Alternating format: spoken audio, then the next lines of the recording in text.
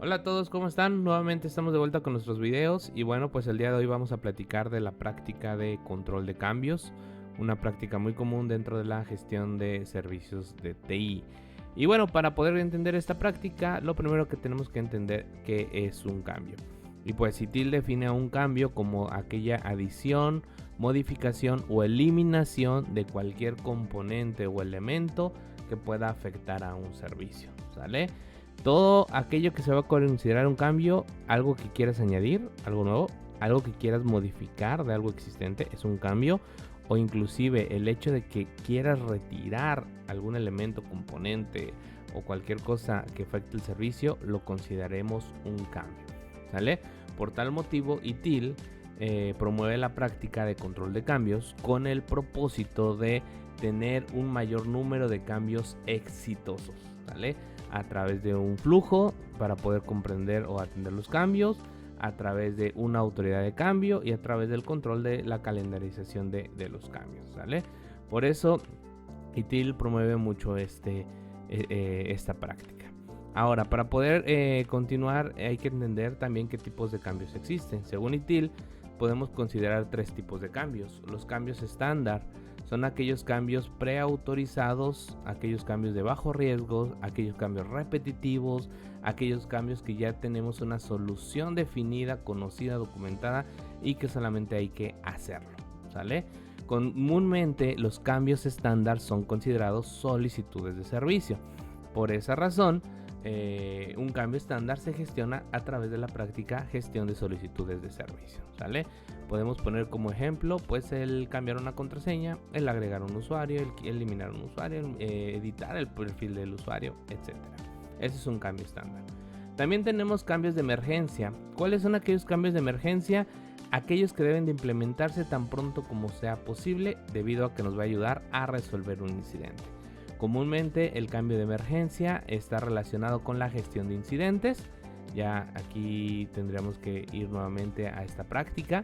Y si es necesario resolver tan pronto como sea posible, bueno, tendríamos que gestionarlo a través de un cambio de emergencia. Tener un proceso definido para cambios de emergencia y una autoridad exclusiva para este tipo de cambios, ¿sale? ¿Por qué razón? Porque deben de implementarse ya, tan pronto como sea posible. Y tenemos por último el cambio normal. ¿Qué es un cambio normal? Aquel cambio que debe programarse, debe analizarse, debe evaluarse, debe autorizarse y debe de seguir un proceso estándar, ¿sale? De tal manera que al seguir este proceso estándar yo pueda gestionar de manera adecuada y controlar mi cambio. ¿Qué es lo que sugiere ITIL para esta práctica, para el control de cambios? Lo que sugiere ITIL primero pues es identificar el tipo de cambio, ¿no? De tal manera que yo pueda crear la solicitud de cambio, registrar la solicitud de cambio y revisar la solicitud de cambio, ¿no? El request for change. De esta manera yo puedo tener control pues, de mi cambio, saber quién lo inició, cuándo se inició, por qué se inició, ¿no? Por qué razón está este cambio. ¿De dónde puede venir la solicitud de cambio o el request for change? Si volvemos a la práctica de gestión de problemas, recuerden que todo problema se soluciona con un cambio. Bueno, de ahí puede venir el RFC. Puede venir de un requerimiento nuevo que tenga un cliente o un usuario para añadir algo que no existe. Bueno, puede venir también de ahí, ¿no? Puede venir de cualquier elemento que promueva, recuerden, añadir, modificar o eliminar. Entonces se crea el RFC, se registra y se revisa. Posterior a esto entra un tema de planeación y autorización, ¿sale? Donde evalúa el cambio, vamos a ver si el cambio es viable, ¿no? Si es factible. Vamos a ver el impacto del cambio, priorizar el cambio, qué tan urgente es, qué tan necesario sea que se lleve a cabo el cambio. Después de que se evalúa, se autoriza la planeación, cómo se va a desplegar el cambio, cómo se hará el cambio, cómo se construirá el cambio. Control de cambios, fíjense bien, aquí hay algo muy interesante. Control de cambios no se encarga de construir el cambio, ni de liberar el cambio, ni de desplegar el cambio. Control de cambios solamente se encarga de, como le dice su nombre, controlar todo el proceso del cambio. Desde que se inicia, desde que existe un RFC, hasta que se revisa, se evalúa, se planea, se autoriza el cambio inclusive, ¿no? Hay una autoridad, y ITIL define una autoridad para los cambios, tú debes de definirla, quién será esta autoridad, y previo a esto, y después de esto, perdón, Después de esto, lo que sugiere ITIL es que a la par llevemos otras dos prácticas: gestión de liberación y gestión de implementación, ¿sale? Estas prácticas son las que se van a encargar de construir el cambio y liberar el cambio, de tal manera que el paquete de liberación sea pasado a un ambiente de producción o a donde se vaya a implementar el cambio, para que al finalizar y una vez implementado el cambio, regrese la estafeta a control de cambios, y control de cambios se encargue de revisar el cambio, que el cambio fue exitoso, y cerrar el request for change, ¿no? Aquí muy abusados, y reitero, control de cambios solamente se encarga de la gestión del cambio y asegurar que la mayoría de los cambios sean exitosos. No construye y no libera. Para eso vamos a trabajar a la par de esta práctica, en paralelo, gestión de liberación y gestión de implementación, otras dos prácticas que vamos a ver más adelante, ¿ok? Y bueno, por último, ¿qué retos nos podemos encontrar en este proceso? Primero, cada organización debe definir su proceso de control de cambios, ¿sale? Cada organización debe definirlo. No es algo que nosotros o ITIL defina, sino lo dice la práctica, ¿no? Cada organización tendría que definir para ellos qué es un cambio. Por ejemplo, hablamos de un cambio estándar, o qué cambios estándar son para ellos, qué cambios van a considerar como cambios normales, o qué cambios serán como cambios emergentes, y cada organización tendría que definir su propio proceso, ¿vale? Lo que sugiere pues es que podamos entender estos 4 puntos relevantes. ¿Qué retos podemos enfrentar? Uno, pues identificar el cambio. Decíamos hace un momento, ¿es estándar? ¿Es normal? ¿Es de emergencia? 2, planear correctamente los cambios y el control del calendario de cambios para que haya una adecuada gestión de estos cambios. Algunos retos en el tema de implementar y verificar que el comité, la autoridad de cambio, apruebe el cambio, ya sea apruebe la planeación, apruebe la construcción, apruebe la liberación. Y dentro de esta aprobación pues podemos enfrentarnos a mucha burocracia, y por tal motivo pues que haya falta de automatización en el tema de la liberación. Estos retos son muy comunes, y al final pues que la información del cambio que se reciba no sea tan confiable. ¿Qué es lo que buscamos con esta práctica de control de cambios? A través de ITIL lo que buscamos es controlar la mayoría de los cambios y que estos cambios sean exitosos, ¿vale? Vamos a ver cómo es que trabajamos esto a través de la suite Atlassian. El primer punto importante a mencionar es que de entrada Jira Service Management nos provee el portal de servicios a través del cual los usuarios pueden levantar su control de cambio. Y adicional a esto, contiene también una plantilla para el manejo de los controles de cambio, la cual está compuesta de un workflow, SLAs y el tipo de ticket de control de cambio, con todos los campos típicos que un ticket de este tipo requiere, y nos permite adaptar esta plantilla de acuerdo a las necesidades de la organización. La gran ventaja es que con unos cuantos clics la plantilla queda activa y podemos empezar a trabajar con controles de cambio en nuestra organización. Dicho esto, vamos a mostrar, de acuerdo al proceso que explicó Josué hace unos momentos, cómo Jira puede ser utilizado para llevar a cabo este proceso de cambios. Empezando por la primera etapa, que es la de iniciar, y la cual contempla la creación del RFC, el registro del RFC y la revisión del mismo. El proceso es muy sencillo. Entrando al portal de Jira Service Management podemos buscar el ticket de tipo cambio, lo cual despliega el formulario. En este caso estoy utilizando el formulario de la plantilla, donde yo puedo especificar, por ejemplo, reiniciar servidor ABC. Poner una pequeña descripción, seleccionar los servicios que yo considero que se van a ver afectados, el tipo de cambio, el impacto, urgencia, el riesgo que este cambio implica, la razón del cambio, cualquier archivo anexo que necesitemos enviar a los responsables como evidencia, un plan de implementación si es que lo hay, un plan de regresión, un plan de pruebas y las fechas en las que requerimos el cambio.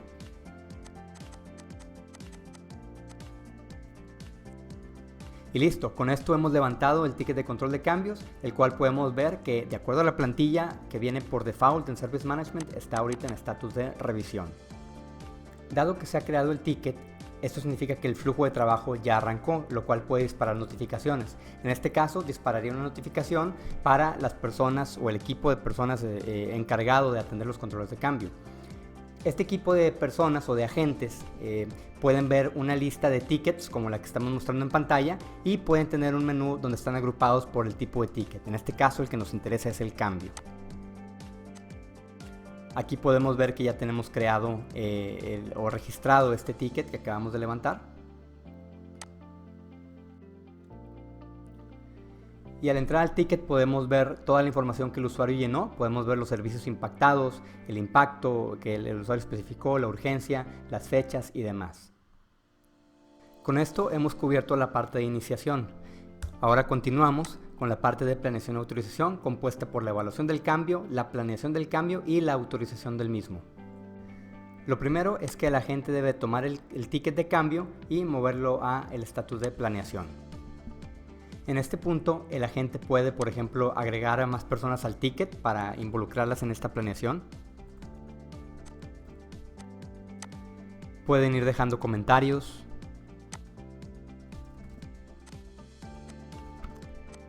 Esta parte es importante para asegurar que la información no se quede dispersa en múltiples correos enviados a diferentes personas o que alguien nos olvide copiarlo y se pierda de parte de la información. Al llevar toda la comunicación y la colaboración dentro del ticket, podemos centralizarlo y poder consultarlo rápidamente a futuro. Adicionalmente, podemos generar en automático un reporte como el siguiente, donde podemos ver un calendario donde nos muestra qué cambios se van o están planeados para arrancar en algún día en específico, o podría mostrarnos qué cambios van a terminar en ciertos días en específico, y de esta manera tener visibilidad en tiempo real de cuándo se están planeando o iniciando o terminando los cambios. Si contamos con Jira Premium, tenemos la ventaja adicional de tener ya integrado Insight, que es el módulo en Jira para la CMDB. Esto nos puede ayudar mucho en la planeación del cambio porque podemos ver los activos que están ligados al ticket. Por ejemplo, aquí tengo estos dos activos y de esta manera poder evaluar el impacto. Por ejemplo, yo quiero evaluar el impacto de reiniciar el Tomcat que está para QA. Desde el ticket puedo entrar al activo, puedo ver qué otros tickets están abiertos asociados a este mismo activo y puedo ver con qué otros activos está relacionado, en este caso Tomcat QA. Desde esta gráfica puedo ver, por ejemplo, que en este servidor de QA hay las siguientes aplicaciones o que está corriendo en uno o varios servidores.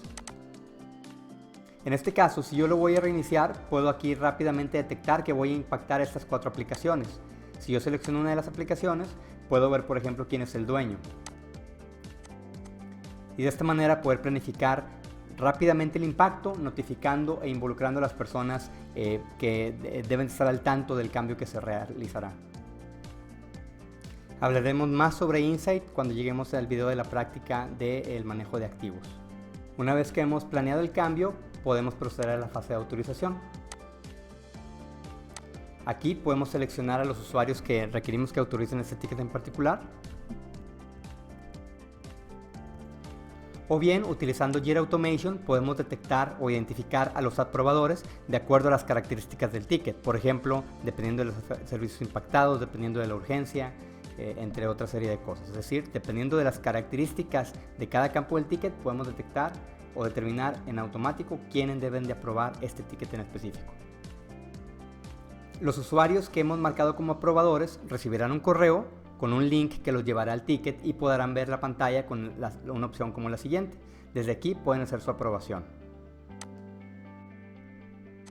Conforme los aprobadores vayan dando sus autorizaciones, podemos ver aquí el historial de quién ya aprobó y quién no. Y en función a esto podemos determinar, por ejemplo, que si con una persona que haya aprobado podemos continuar o debemos de esperar la aprobación de 2, de 3 o de todos los involucrados para poder continuar. Todo eso se puede lograr mediante las validaciones que tiene el workflow del control de cambios. Con esto hemos cubierto la parte de planeación y autorización, lo cual nos lleva a la etapa de implementación y verificación. Como comentaba Josué, esta etapa está compuesta de otras 2 prácticas de ITIL que veremos más a profundidad en un video posterior, ya que requiere un diferente conjunto de herramientas como por ejemplo Jira Software y Bitbucket, con los cuales podemos tener este proceso o estas 2 prácticas totalmente automatizadas. Por el momento simplemente moveremos el ticket a estatus de Implementing. Y finalmente llegamos a la parte del cierre y la revisión. Para ello simplemente lo marcamos como completado, fallido, o en caso de que se haya cancelado por alguna razón, lo marcamos como cancelado. En este caso lo pondremos como completado. En este caso nos pide una resolución, vamos a dejar aquí la resolución de arreglado y podemos dejar aquí una respuesta al cliente. Y listo, con esto el ticket ya ha sido cerrado. Es importante recordar que conforme el ticket va avanzando por los estatus del flujo que mostramos en esta práctica, Jira se encarga de ir mandando las notificaciones tanto al cliente, a quien solicitó el cambio, o a cualquier involucrado que nosotros indiquemos en cada parte del flujo. Muy bien, entonces esta es la manera en cómo con Jira Service Management podemos cubrir sin ningún problema la práctica de control de cambios. Y nada más retomando la parte que comentaba Josué acerca de los retos. Es importante mencionar, por ejemplo, en el reto de que cada organización debe de definir su proceso. Josué mencionaba que ninguna organización es exactamente igual, entonces cada una puede tener necesidades específicas en su proceso, y la forma en cómo Jira nos puede ayudar ahí es de entrada, como les comentábamos, tiene una plantilla base que ustedes pueden utilizar, pero más allá de eso la pueden ustedes adaptar a la medida o decidir no utilizar la plantilla base y hacer su workflow totalmente desde cero, personalizado a como ustedes lo requieran. Entonces para Jira pues la parte de la flexibilidad para adaptarse al proceso realmente no representa ningún problema. Segundo reto, el tema de la planeación del calendario de cambios. Mostramos por aquí en el video cómo podemos tener un dashboard del calendario para que en tiempo real, conforme están llegando tickets y se están planeando, podamos ver en ese calendario en qué fechas hay un cambio ya planeado o listo para ejecutarse. Y el otro reto es el tema de las aprobaciones del comité. Aquí ahora sí que no queda más que un tema cultural. Afortunadamente con el auge que ha habido en temas de DevOps y la línea cada vez más delgada entre IT, la agilidad y DevOps, cada vez hay mucho más apertura para automatizar los procesos del consejo de cambios. Y finalmente el tema de automatización. Jira tiene ya un motor de reglas de automatización muy robusto, lo pueden encontrar en otro video aquí en nuestro canal de YouTube, en el cual no necesitan programar ni una sola línea de código para automatizar los diferentes eventos que puedan requerir en su proceso de cambios o cualquier otro proceso de las prácticas de ITIL o de sus proyectos. Entonces bueno, esto fue el tema de cómo implementar Jira para el tema de control de cambios. Cualquier duda por favor escríbanos o envíenos un correo a ventas@nevasis.com o a los correos que aparecieron en pantalla míos o de Josué, y con gusto los apoyamos. Muchas gracias.